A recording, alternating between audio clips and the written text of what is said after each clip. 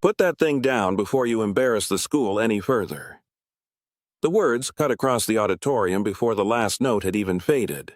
400 people sat under the gold lights of the Kansas City Youth Conservatory, parents in pressed jackets, donors with folded programs, students holding their breath in the wings. On stage, 16-year-old Noah Bell stood with his violin tucked under his chin and a bow in his right hand that looked older than the building itself. The horsehair was uneven. The frog was scratched. The silver winding had gone dull from years of poor hands trying to make music out of whatever was left. Dr. Vivian Hart, chair of the scholarship committee, walked onto the stage as if she owned every plank of it. She smiled for the audience first. Then she faced Noah. "A scholarship finalist," she said, lifting her microphone just enough for every row to hear, "is expected to respect the instrument, the tradition, and this institution. This is not a pawnshop recital." A few nervous laughs moved through the front rows. Noah's fingers tightened around the old bow. He did not answer.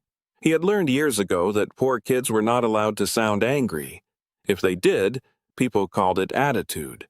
If they stayed quiet, people called it guilt. Dr. Hart reached for the bow. Noah pulled it back. It was a small movement, barely anything, but her smile changed.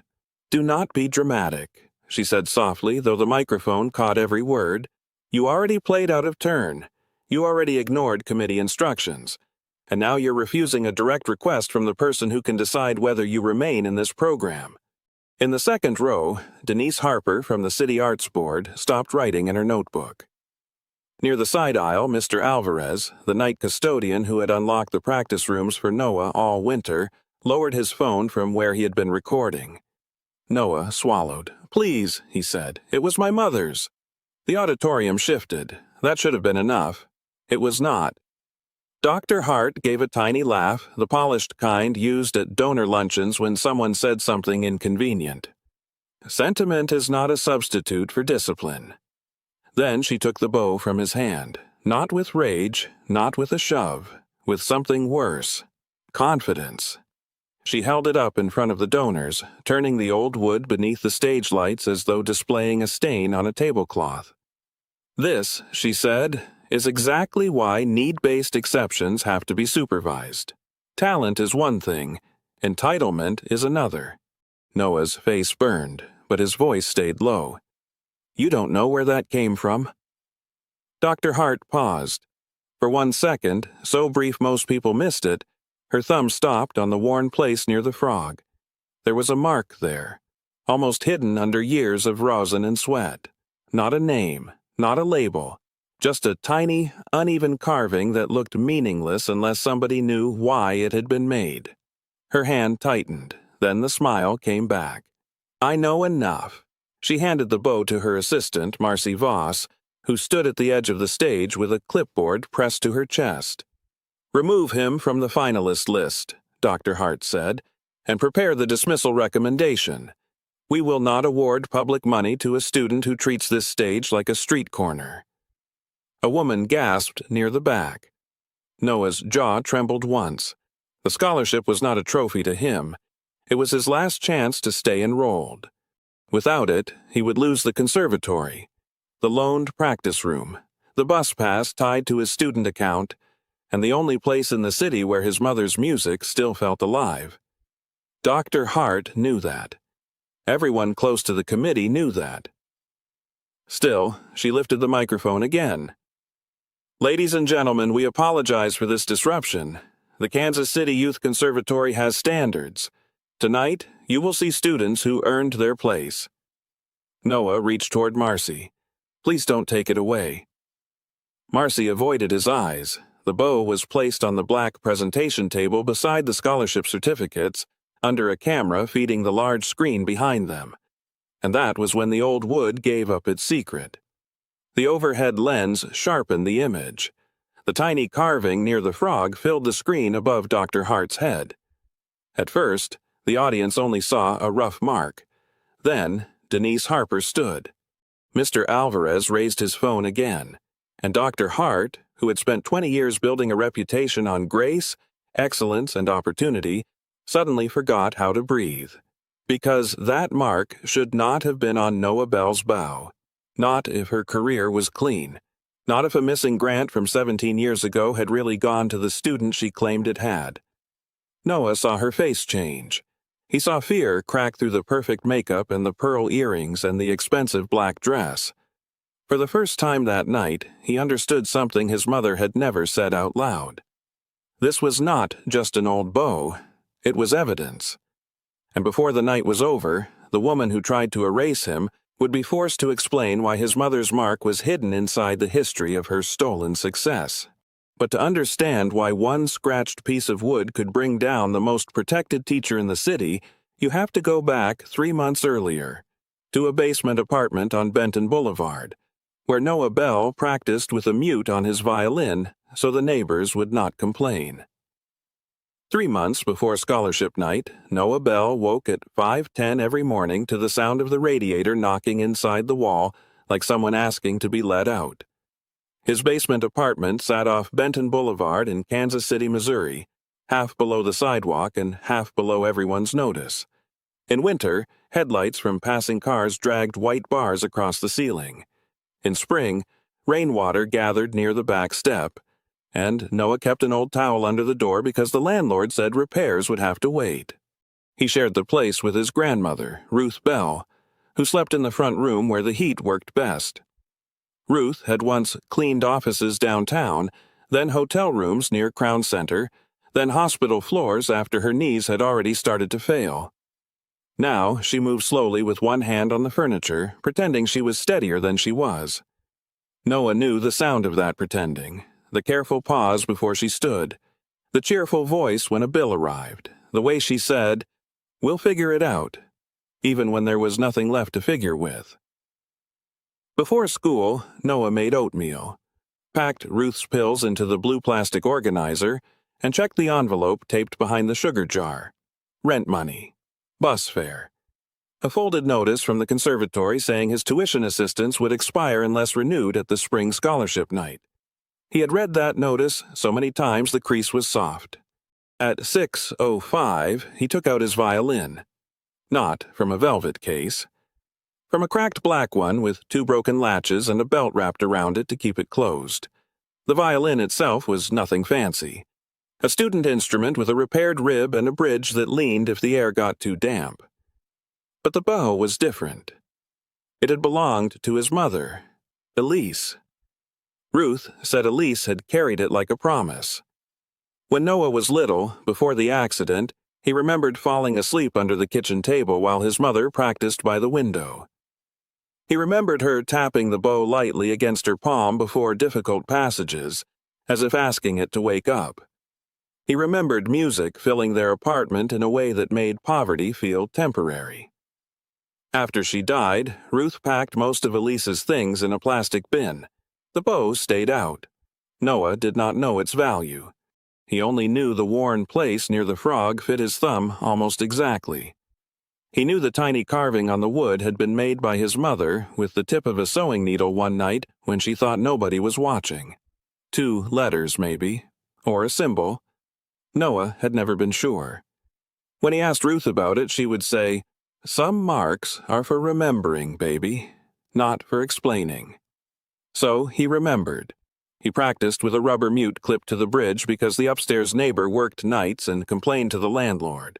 He practiced scales so quietly that sometimes he had to watch his fingers instead of trust his ears.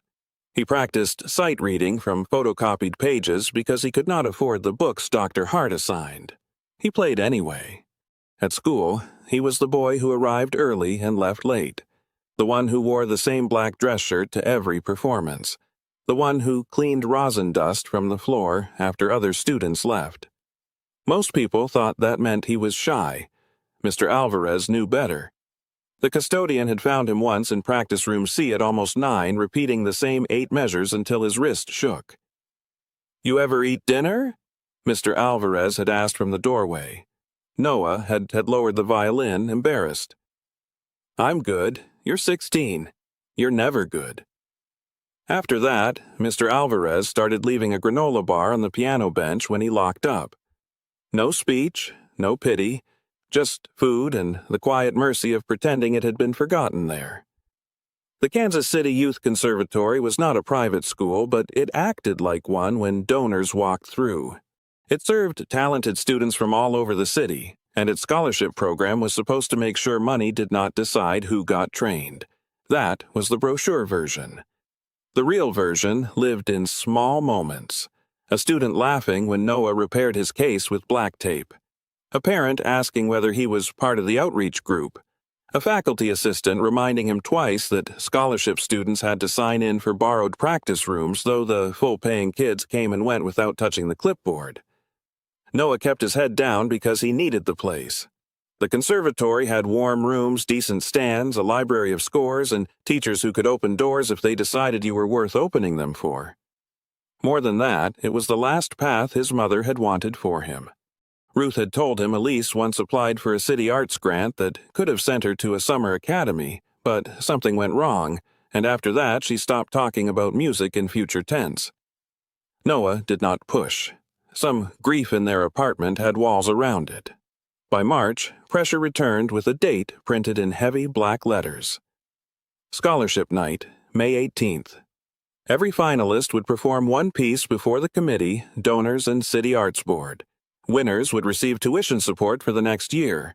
Students not renewed would have 30 days to settle balances or lose enrollment. 30 days. Noah calculated it while washing dishes at the diner on weekends. Even if he took every extra shift, skipped lunch, and Ruth delayed her prescription refill, they would not make half. His teacher, Dr. Vivian Hart, called him into Studio 1 the week after finalist names were posted. The room smelled like lemon polish and expensive wool.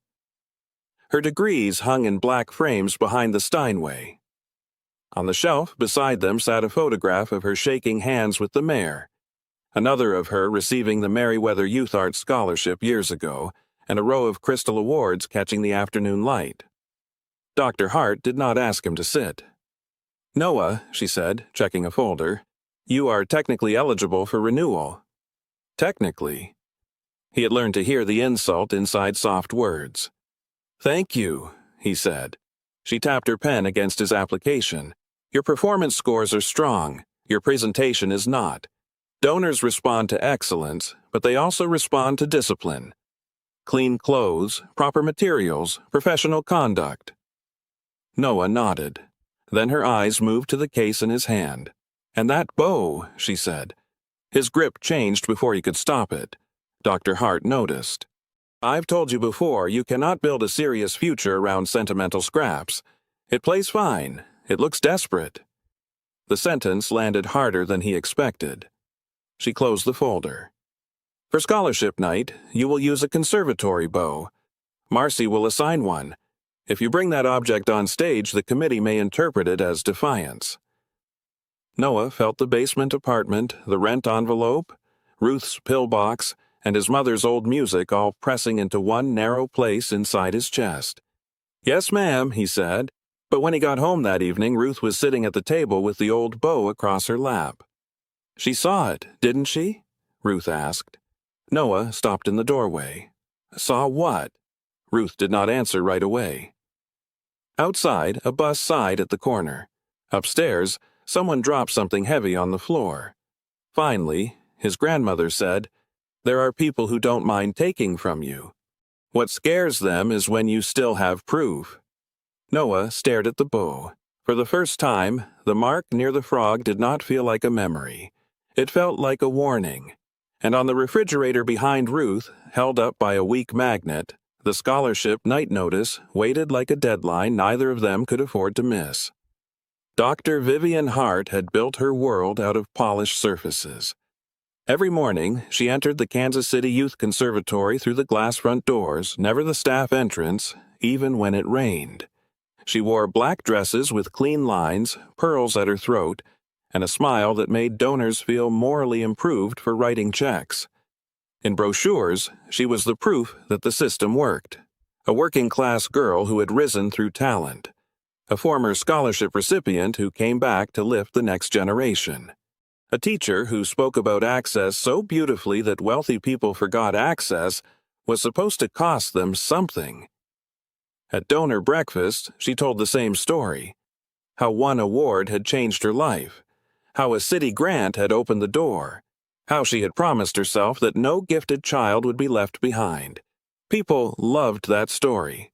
They did not know she kept the old newspaper clipping framed in her private office, not where students could see it, but where she could. In the photograph, a much younger Vivian held a certificate for the Merriweather Youth Arts Scholarship. Her chin was lifted. Her future was already learning to obey her. Only one thing in that office seemed out of place: a locked lower drawer in her desk. No one touched it, not even Marcy Voss, who handled her calendar, donor seating charts, committee packets, and the small cruelties Vivian preferred not to perform herself. Marcy was 32, efficient, and always tired behind the eyes. She had come to the conservatory as a part-time administrative assistant and stayed because Dr. Hart knew how to make employment feel like rescue. Every year, Vivian promised Marcy a promotion after scholarship season. Every year, something made it impossible. So Marcy learned to say, "Dr. Hart is unavailable." She learned which parents got calls returned first. She learned that scholarship students were to be corrected in writing, while donor families received conversations. And she learned never to ask why Dr. Hart's hands sometimes stilled when Elise Bell's name appeared in old records. Noah did not know any of this. He only knew the rules kept changing once his finalist spot became real. The first rule came by email. All scholarship night performers were required to submit a list of materials for approval: instrument, piece, accompanist, attire. Noah filled it out during lunch at school, typing on his phone with one thumb because the screen had a crack through the keyboard. Instrument, student violin, conservatory approved. Bow, personal bow. 2 hours later, Marcy appeared outside practice room C. "Noah," she said, not unkindly, "Dr. Hart wants that changed. It's the bow I use. She wants uniform standards. There's no rule against personal bows." Marcy's mouth tightened. "There is now." She handed him a revised form. At the bottom, a new line had been added in clean type. All scholarship finalists must use conservatory-approved equipment during the event. Noah read it twice. Through the practice room window, he could see 2 full-paying students laughing near the lockers, one holding a carbon fiber bow with blue winding. Nobody had asked them to surrender anything. "Does this apply to everybody?" he asked. Marcy's pen paused. "It applies to finalists under committee review. That means scholarship kids. It means what it says." Noah signed nothing. The next week brought the second rule. Finalists had to attend a donor rehearsal, a closed run-through where committee members could offer guidance on stage readiness. The phrase sounded harmless until Noah arrived and saw that guidance meant judgment delivered from the third row. Dr. Hart sat in the center with a yellow legal pad. Beside her was Denise Harper from the City Arts Board, a practical woman in a gray suit who asked direct questions and did not laugh at Vivian's lighter insults. Harper's presence made the faculty careful. Her board helped approve public arts funding, and the conservatory needed that money. Noah played the first page of the Mendelssohn. He had chosen it because his mother used to hum the second movement while folding laundry, though he told Dr. Hart it was because the piece suited his range. Halfway through, Vivian raised one hand. "Stop." The accompanist lifted her fingers from the keys. Noah lowered the violin. "Your pitch is acceptable," Vivian said. "Your tone is strained. And visually the presentation is distracting." She gestured toward his right hand. "That bow undermines you." Harper glanced from Vivian to Noah. "In what way?" she asked. Vivian's smile held. "In the way all neglected tools do. They tell a story before the student has a chance to." Noah's ears warmed. He wanted to say that the bow had survived more than some people's kindness. He wanted to say that his mother's hand had worn the wood smooth, and if that told a story, maybe the donors should hear it. Instead, he asked, "May I play from measure 43? A faint crease appeared between Vivian's brows. Permission had been expected, not steadiness. He played again. This time, he did not chase volume. He let the tone come from weight, not force, the way Ruth said Elise had taught herself after watching old concert tapes from the public library. Noah had spent years studying tiny details because he could not afford extra lessons: elbow height, bow speed, breathing before a phrase. By the final line, Harper had stopped writing.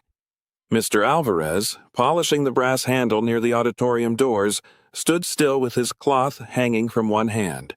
Even Marcy seemed to forget the clipboard against her chest. The note ended clean. For a breath, the room gave him what it owed him. Then Dr. Hart wrote something on her pad.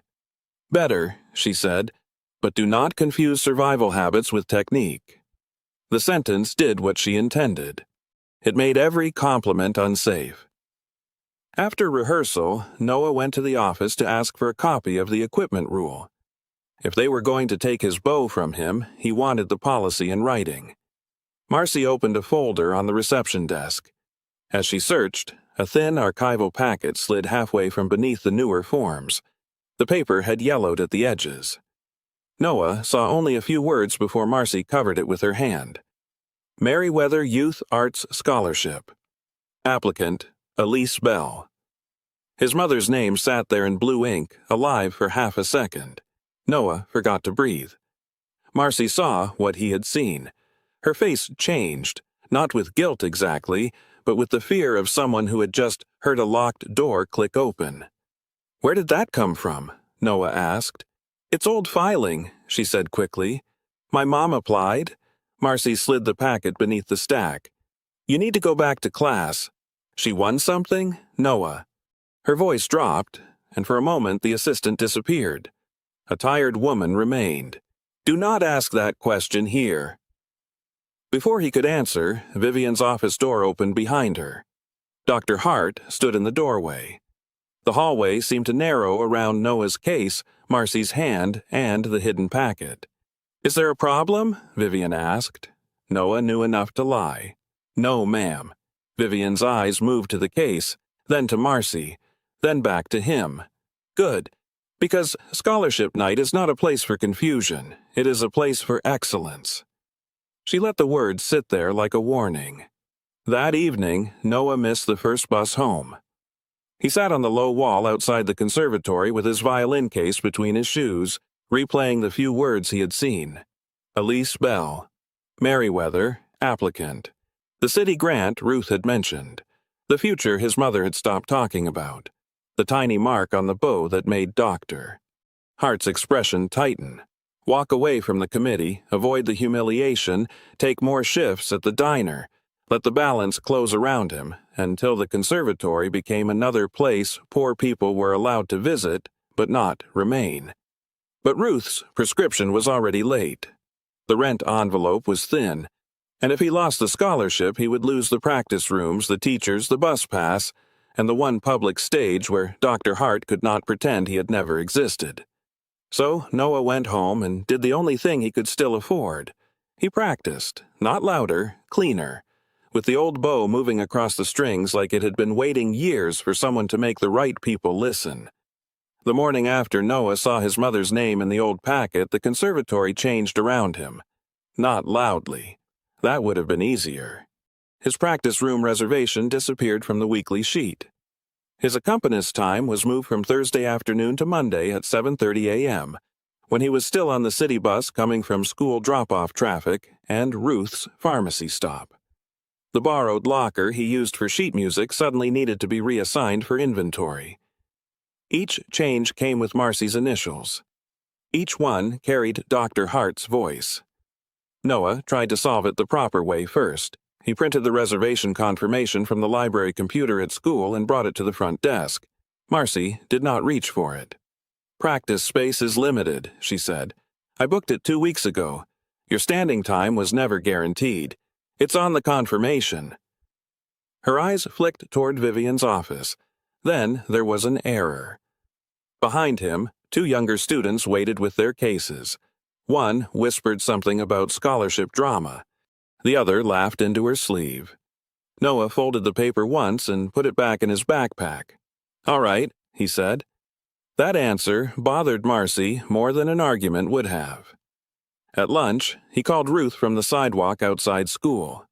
He did not tell her about the practice room or the laughing. He asked whether she had taken the noon pill. "You're dodging," Ruth said. "I'm checking. You check when you're scared." A bus groaned past, throwing diesel into the cold air. Noah pressed the phone closer. "Did Mom ever say she won the Merriweather?" The line changed.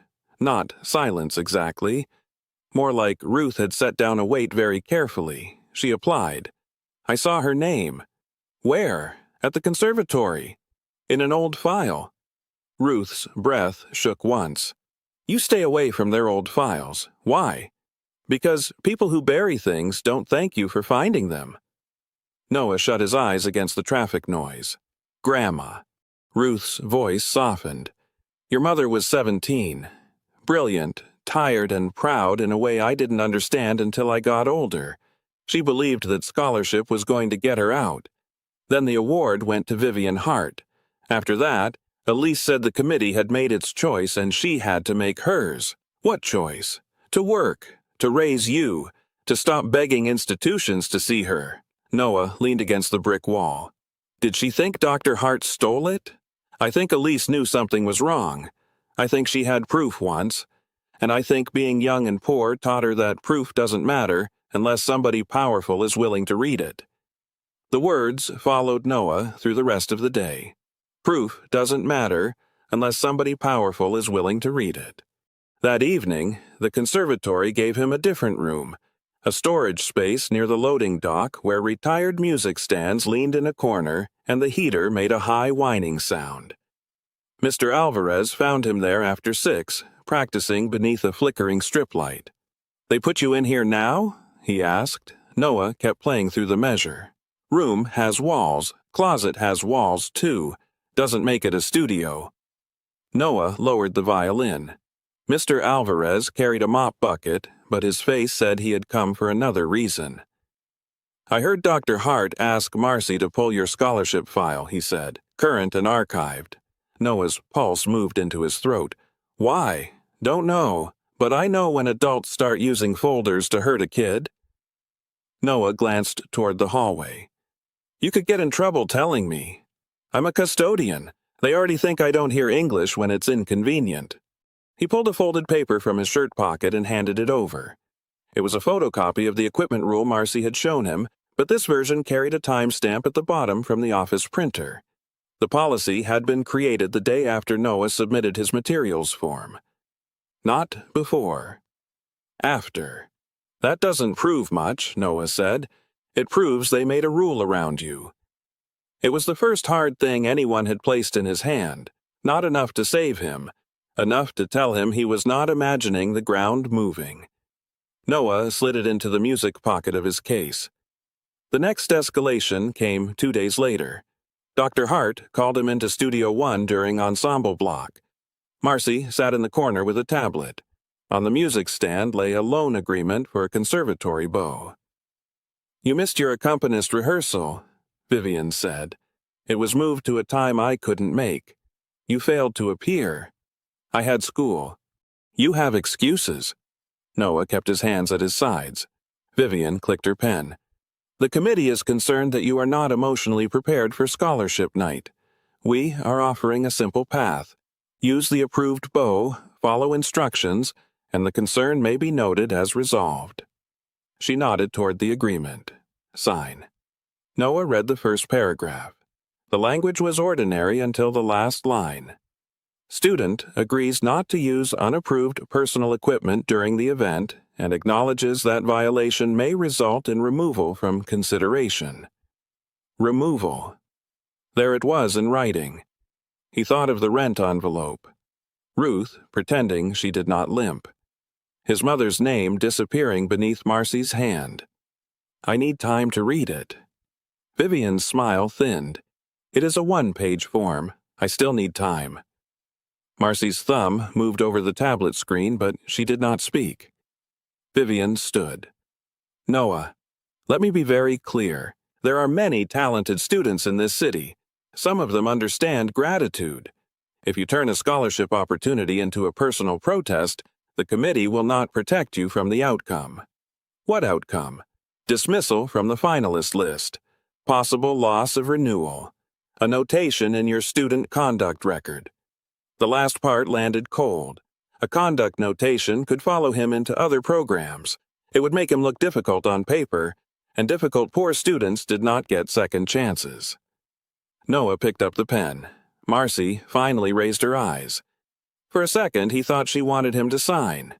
Then he saw something else. Fear. Noah set the pen down. "I'm not refusing," he said. "I'm asking for a copy to review." Vivian's chin lifted. "You may have until Friday." Friday was 2 days away. When Noah got home, Ruth was asleep in the chair with the television murmuring low. The old bow lay on the kitchen table where she had been trying to rehair loose strands with hands that no longer obeyed fine work. Noah picked it up carefully. Near the frog, the tiny carving had gathered pale dust in its cuts. He took a soft toothbrush from the drawer. The one Ruth used for cleaning jewelry she no longer wore, and brushed away the rosin around the mark. The shape became clearer. Not letters. A small bell. Crude, uneven, unmistakable once seen. His last name. His mother's mark. He sat there a long time with the bow across his knees. Then he did something he had never done before. He opened Ruth's plastic bin of Elise's things. Inside were old programs, a cracked metronome, a blue scarf, and a stack of envelopes tied with yarn. Most were bills. A few were letters from schools that had praised Elise's promise while offering no money. At the bottom, tucked inside a program from a youth recital, Noah found a folded sheet of stationery. Not proof of theft. Something better and worse. A letter from his mother to Ruth, never mailed. "Mama, if anything happens with the scholarship, don't fight them alone. The bow is marked. Mr. Merriweather saw me do it after my audition and laughed because I said I wanted one thing in that room to remember I was there." Noah read the line 3 times. The bow is marked. His hands started to shake, but his mind went strangely clear. But Ruth's warning came back, too. Proof needed someone willing to read it. Noah took a photo of the letter with his phone, then slid the original into a freezer bag and taped it beneath the loose drawer under the sink. He tucked Mr. Alvarez's time-stamped policy copy into his violin case as the only factual thing he had. By Friday, Vivian expected a signature. By scholarship night, she expected obedience. Noah would give her neither. He would play with his mother's bow in front of every donor, every board member, and every witness she had invited to admire her. And if they tried to take it from him, he would make them explain why they were so afraid of a scratched piece of wood. Scholarship night arrived with rain tapping against the tall glass doors and donors shaking umbrellas in the lobby. The Kansas City Youth Conservatory had been polished into a version of itself that almost looked kind. White flowers lined the auditorium entrance. Student ushers handed out programs. A banner above the stage read, "Opportunity through Excellence," in gold letters wide enough to hide a lot of history. Noah arrived in his black dress shirt, pressed under Ruth's dictionary overnight, because they did not own an iron that worked. Ruth could not come. Her knees had swollen badly that morning, and she had cried in the kitchen over that fact more than she would have cried from pain. "You bring her with you," she had said, touching the case. Noah knew she meant Elise. He also knew Dr. Hart had people watching.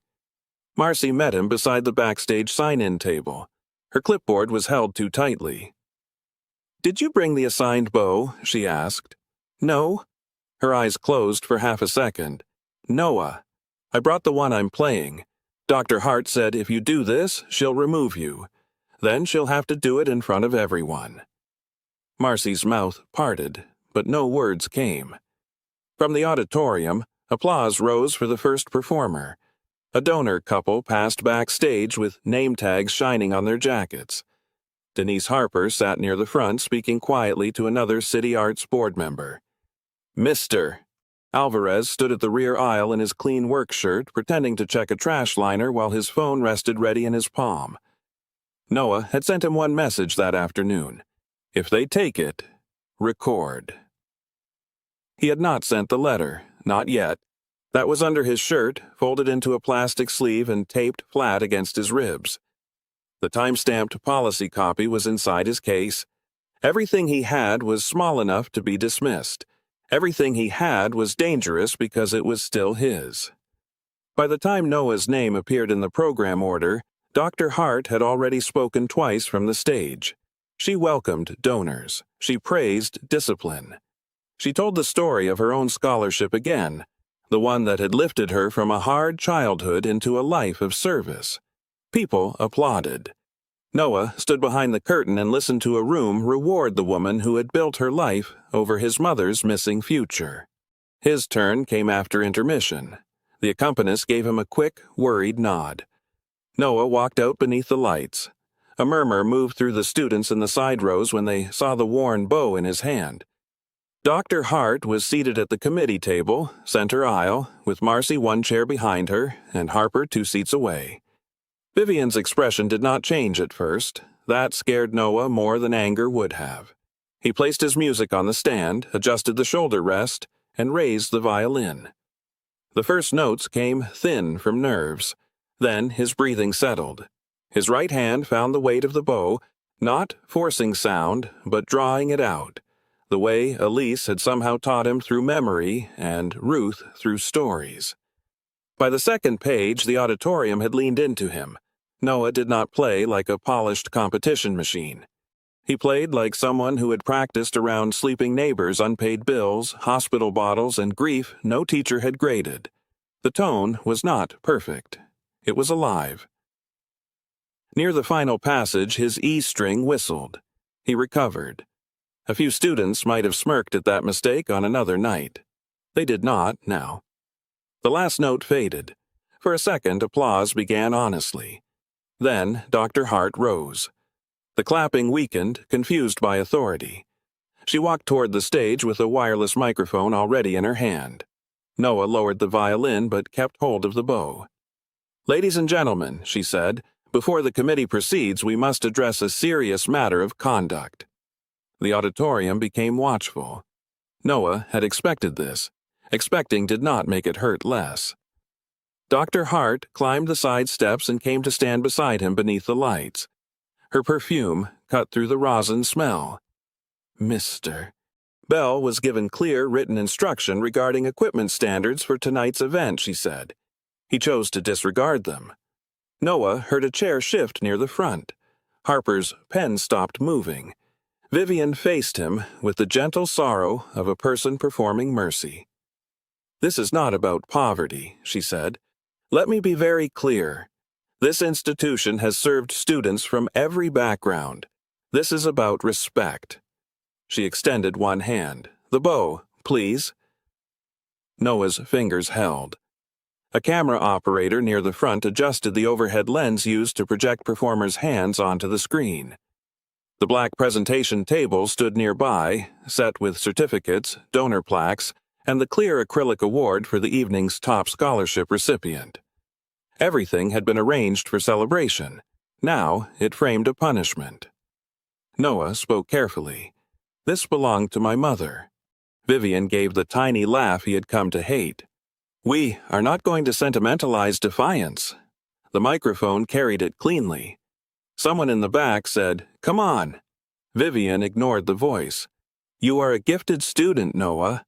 But gifted students can still become entitled when every boundary is treated as personal cruelty." A few donors stared down at their programs. Noah could feel the letter against his chest. He was one motion away from taking it out. But not yet. If he moved too soon, Vivian would call it a stunt. If he waited too long, she would control the story. The difference between courage and disaster had narrowed to a breath. "Please," he said, and this time he let the audience hear the cost. "Do not take it from me." Vivian's eyes hardened. "Then you leave me no choice." She removed the bow from his hand. It happened so cleanly that the cruelty took a moment to arrive. A boy on a public stage, stripped of the one object he had asked to keep. Marcy, At the stage edge whispered, "Dr. Hart." Vivian did not stop. She held the bow up. "This is exactly why standards matter," she said. "Because without them, every personal story becomes an excuse to ignore the rules that protect excellence." Then she gave the order that reached past humiliation and into threat. "Mr. Bell is removed from finalist consideration pending conduct review." A sound broke from Ruth's empty reserved seat, because Mr. Alvarez had placed Noah's program there with a small folded scarf she had sent. Noah saw it in the second row, pale blue against the chair, and something in him nearly gave way. Removed. Conduct review. 30 days to pay what he could never pay. His mother's mark in Vivian's hand. Dr. Hart passed the bow to Marcy. "Place it on the table until the event concludes." Marcy hesitated. The microphone caught the next words because Vivian forgot it was still live. "Do it, or clear out your desk with him." Marcy's face went white. That was the line that changed the room. Not because the audience understood the old scholarship yet. They did not. They only understood that kindness had been theater, and now the backstage voice had slipped through. Marcy placed the bow beneath the overhead camera. The screen behind them filled with magnified wood, dull silver, scratched ebony, old rosin caught in the seams. The tiny bell carved near the frog appeared 10 feet tall. Harper rose slowly from the second row. Mr. Alvarez lifted his phone and began recording openly now, no longer pretending anything. Noah saw Vivian recognize the mark, not the object, the memory. Her lips parted, and for once, no polished sentence came to save her. Noah reached beneath his shirt and pulled out the plastic sleeve. Inside was Elise Bell's letter. He unfolded it with both hands, and as the auditorium watched, the boy everyone had been told was undisciplined raised his mother's words into the light. Dr. Hart recovered before anyone else did. That had always been her gift. She could take 1 second of fear, dress it in authority, and hand it back to the room as if it belonged to someone weaker. "Noah," she said, lowering the microphone just enough to sound private while still being heard, "this is not appropriate." He held the plastic sleeve with both hands. "It's my mother's letter. This is a scholarship event, not a family hearing." "No," Noah said. "It became a hearing when you removed me in public." A low murmur moved through the auditorium. Vivian's smile sharpened. "You were removed because you violated a written rule." Noah opened his case on the stage floor and took out the folded policy copy Mr. Alvarez had given him. He did not wave it. He did not accuse her. He simply placed it beside the bow on the table, under the same camera that had magnified his humiliation. The screen showed the timestamp at the bottom. Created March 22nd, the day after Noah submitted his materials form. "This rule was made after I said I would use my own bow," he said. Vivian barely glanced at the screen. "Administrative policies are updated constantly." Then Harper spoke from the second row. "Dr. Hart, I'll need you to stop characterizing that as long-standing committee policy." The room shifted toward her. Denise Harper came up the center aisle with her notebook in one hand. Her voice was even, but it carried. She did not look angry. She looked like someone who had finally found the corner of a page that had been hidden under a stack. "I reviewed the scholarship night materials last month," Harper said. "That equipment line was not included." Vivian's face held, but her throat moved. "Denise, with respect, this is an internal instructional matter." "With respect," Harper said, "public scholarship funds make it my matter, too." That was the first crack. Noah felt it open beneath the stage. Vivian tried to move around it. "Fine. A policy update was made. That does not explain why Mr. Bell is attempting to turn a conduct violation into an accusation." She pointed toward the magnified mark on the bow. "A scratch on old wood proves nothing." Noah nodded once. "You're right." That answer seemed to unsettle her. He picked up the plastic sleeve. "The mark alone proves only that my mother made it. The letter explains why." He slid the page out carefully. The paper trembled, but his voice did not. My mother's name was Elise Bell. She auditioned for the Merriweather Youth Arts Scholarship 17 years ago. A few older faculty members exchanged glances. Donors began turning pages in their programs as if the answer might be printed there. Noah read, "Mama, if anything happens with the scholarship, don't fight them alone. The bow is marked. Mr. Merriweather saw me do it after my audition and laughed because I said I wanted one thing in that room to remember I was there." He stopped. The auditorium did not breathe with him. He read the next line.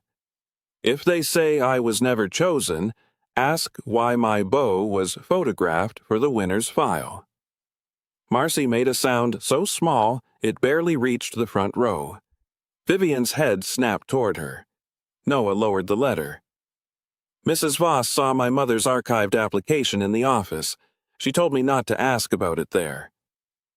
Marcy's face broke. Vivian's voice dropped cold.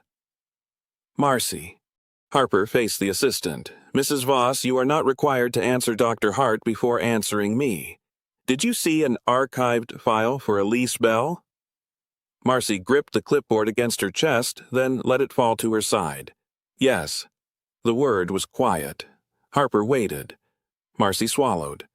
"There was an old Merriweather packet. Elise Bell's name was on it. I didn't know what it meant then."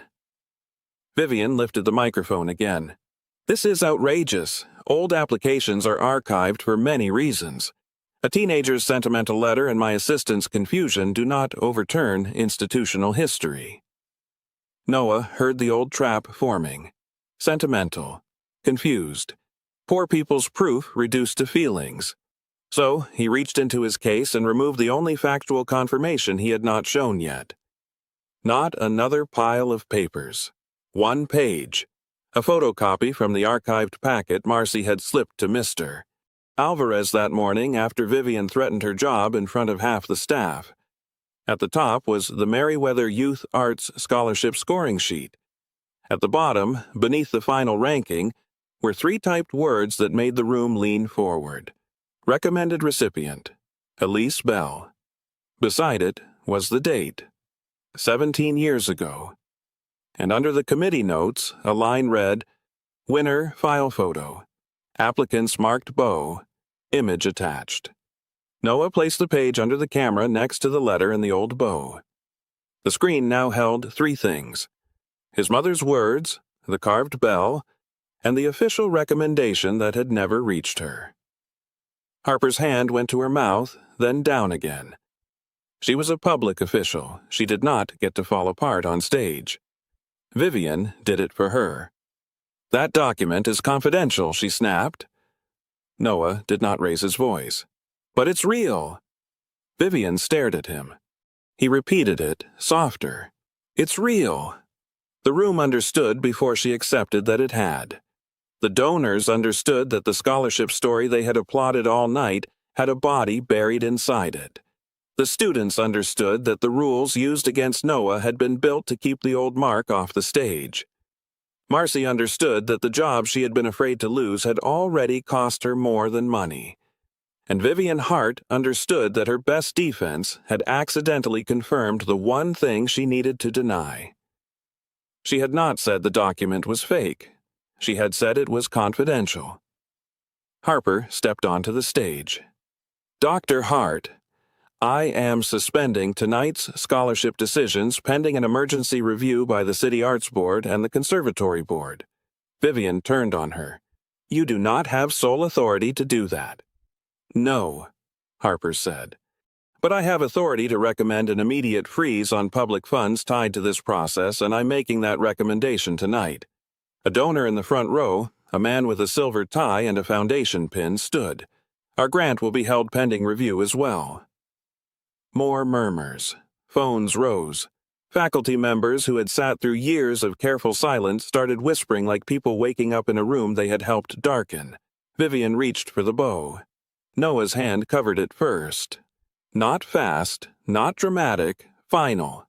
Don't touch it again." The microphone caught every word. Vivian's eyes burned. "This boy is manipulating all of you. He has no idea what happened 17 years ago. Noah kept his palm over the worn wood. I know what happened tonight. That stopped her. He looked at Harper, then at the audience, then back to the woman who had tried to turn his grief into misconduct. You can review the rest. But you don't get to call my mother a prop, and you don't get to call me undisciplined for keeping what she left. The key line landed without force. That was why it held. Harper nodded once. Mr. Bell, are you formally requesting a review of the Merriweather Award record and the conduct action taken against you tonight? Noah's mouth went dry. This was the part Ruth had warned him about. Proof needed someone willing to read it, but it also needed someone willing to stand beside it when powerful people pushed back. He lifted his chin. Yes. Vivian made one last attempt. This is a performance. You all are rewarding a performance. Mr. Alvarez spoke from the aisle. No, ma'am. Every head shifted. The custodian held up his phone. We're recording what you did after the performance. It was not grand. It was not legal thunder. It was a working man with a phone and a steady hand, refusing to let the room forget the part Vivian wanted erased. Marcy stepped away from Vivian's chair. I'll provide the original packet location, she said to Harper, and my statement. Vivian's face changed then, not into guilt, but into calculation with nowhere left to go. Harper signaled to the stage manager. End the program. The lights came up across the auditorium. No applause followed. That was worse for Vivian. Applause could be managed. Silence had to be survived. Within minutes, the scholarship certificates were removed from the table. The donor plaques stayed boxed. Harper asked security to preserve the committee files and office access logs until outside counsel arrived. No one was arrested. No one shouted about prison. Real consequences began in the plain language adults use when the truth is finally too public to bury. Funding frozen. Decisions suspended. Conduct review halted. Vivian stood alone near the front of the stage while people who had once lined up to shake her hand avoided her eyes. Noah picked up the bow. The carved bell was warm from the lights. He placed his mother's letter back in its sleeve, then tucked both proofs into his case. When he closed the latches, the old belt around the case creaked. Harper approached him. Mr. Bell, she said, I'm sorry this happened on a stage. Noah glanced at the empty reserved seat with Ruth's blue scarf folded across it. So am I. Then he lifted the case. But I think that's why it had to. The next morning, Noah did not wake up famous. He woke up tired. The radiator knocked in the wall. Rainwater had slipped under the back door again. Ruth was asleep in the chair with the television off and her hand resting on the blue scarf she had sent to the auditorium. Noah stood in the kitchen for a while, holding his violin case. The night before should have felt like victory. Instead, it felt like standing after a storm and realizing the house was still damaged, even if the wind had finally stopped. By noon, the conservatory had issued a short statement. Scholarship decisions were suspended pending independent review. Dr. Vivian Hart had been placed on administrative leave. The conduct action against Noah Bell was frozen immediately. The City Arts Board would oversee the investigation with outside counsel. No apology yet, no confession, no dramatic ending tied with a ribbon. Just the first honest sentence the institution had spoken in years. Pending review. Ruth read the statement twice at the kitchen table. She's not gone, Noah said. Ruth folded the paper. No, but now she can't stand in the doorway alone. That was enough for that day. The following week, Denise Harper called Noah and Ruth into a small conference room at the City Arts Board office downtown. Mr. Alvarez came too, because Ruth insisted the man who had recorded the truth should not be left out of the room where people discussed it. Marcy Voss was there, sitting at the far end with red eyes and a folder in front of her. She did not ask Noah to forgive her. That helped. She only said, I should have spoken sooner. Noah did not know what to do with that. Ruth answered for both of them. "Yes," she said. "You should have." Then she let the silence sit there, not cruelly, but fully. The review found what Vivian had spent 17 years hiding in plain language. Elise Bell had been the committee's recommended recipient for the Meriwether Youth Arts Scholarship. Her file had been altered after final review. The public announcement, donor materials, and award record had named Vivian Hart instead. The old letter and the marked bow did not prove every step of the theft by themselves. They did something more human. They showed that Elise had known. The archived scoring sheet confirmed that she had been right.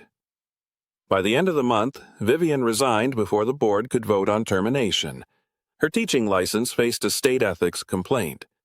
The conservatory removed her from scholarship administration permanently, and the donor foundation suspended its funding until new oversight rules were approved. No handcuffs, no courtroom speech. But her framed story came down from the wall. That mattered. Marcy kept her job only after agreeing to cooperate fully and move out of Dr. Hart's office chain, Mr. Alvarez was offered a formal staff commendation, which he accepted with the expression of a man being handed a decorative plate he had nowhere to put. Noah's renewal was restored. So was his practice room access, his bus pass, and the tuition support that had almost been taken from him for refusing to surrender his mother's memory. The conservatory also created a corrected record for Elise Bell. Not a scholarship she could use. Not the years back. Just her name, placed where it should have been all along. At the small public meeting where they announced it, Ruth sat beside Noah with both hands folded over her cane. When Harper read Elise's name, Ruth did not cry loudly. She made one small sound and pressed her fingers to her mouth, as if keeping 17 years from spilling out all at once. Noah opened the case on his lap. The bow rested inside, newly rehaired by a local violin maker who had refused payment after hearing the story. The carved bell near the frog was still uneven. Nobody had polished it away. That summer, Noah played in a student recital at the same conservatory, but not on the scholarship night stage. He chose the smaller room upstairs, the one with windows facing the street. Ruth sat in the front row. Mr. Alvarez leaned against the back wall. Marcy stood near the door and left before anyone could make the moment about her. Noah played the second movement his mother used to hum while folding laundry. This time, he did not play to prove he belonged. He played because she had. After the last note, Ruth came to him slowly, every step costing more than she admitted. She touched the bow, then touched his cheek. She would have hated all this attention, Ruth said. Noah smiled a little. She marked it anyway. Ruth nodded. That's how you know she still wanted to be found. Months later, the conservatory changed the name of its need-based award. The Elise Bell Access Scholarship did not come with a mansion, a miracle contract, or a life without bills. It came with tuition support, instrument repair funds, transportation help, and one new rule. No student could be disciplined under a policy created after the fact without outside review. A simple rule, the kind that should not require a boy to be humiliated under stage lights before adults remember fairness.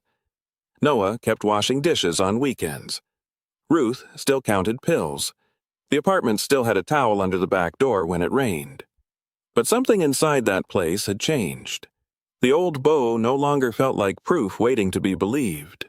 It felt like a bridge between a mother who had been erased and a son who had refused to help erase her. On quiet mornings, Noah practiced without the mute when the upstairs neighbor was at work. The notes rose through the basement window toward Benton Boulevard, past the buses, past the damp steps, past every place that had taught him to make himself small. And if you've ever seen someone powerful mistake kindness for weakness, or watched a quiet person finally protect what mattered, tell me in the comments what you think Noah's mother would have said that night. Subscribe for more stories about dignity, truth, and the moments when the smallest proof becomes impossible to ignore.